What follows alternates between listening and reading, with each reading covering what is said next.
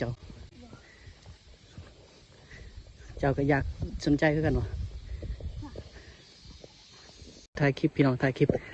ให้FCเบิ้งเนาะโอ้ทงหน้าคักอะลีอยู่บอนนี่คือบ่มีผู้ใดไปได้อยู่ฟูอยู่ฟ้าอยู่ดงโอ้คักพี่น้องโอ้อยากจะให้FCเบิ้งเนาะก็คือธรรมศาสตร์แถวบ้านนอกกับบ่แม่นธรรมดาได้พี่น้องคืออยู่บ้านนี่หยังก็บ้านตังชรุงชนเผ่าดักกังเนาะประตูดักกังโอ้คักพี่น้องคักหลายพี่น้องคักหลายอ้ายขึ้นบ่ได้อ้ายนะ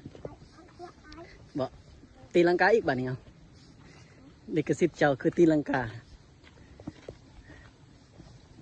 จะแนมกล้องเบิ่งยืนให้ยืนแบบนี้อายุจากปี9 ปีวะซื้อจะไหน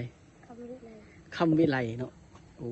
อันนี้คือมักมวยเนาะมักตีมวยมักมวยประเภทมวยนี่ธรรมศาสตร์นี่จะเบิ่งจะเบิ่งเฮ็ดเ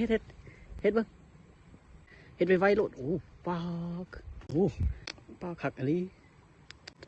เรามักมวยเราไล่เราตีลังกาเฮ็ดอีกตีลังกาอีกโอ้ไปเฮียนมวยนี่คักเลยอันนี้เห็นบอกหลาย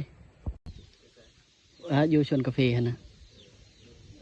ตอนนั้นเราไปกับอ้ายเจ้าอีหยังไว้ค่อยลืมชื่อตลอดอ้ายเจ้าผู้เอาเมียนะยัดเราไปลืมตลอดอย่างนั้นตอน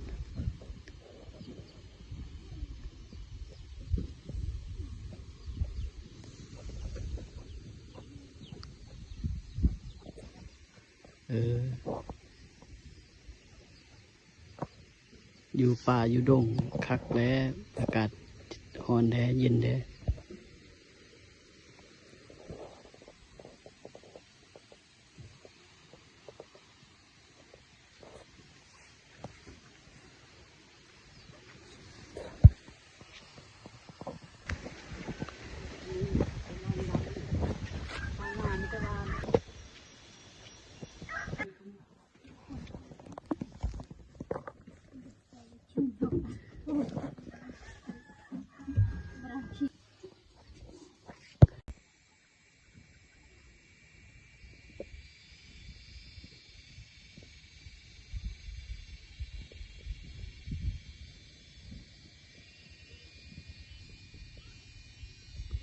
ธรรมศาสตร์ที่สวยงาม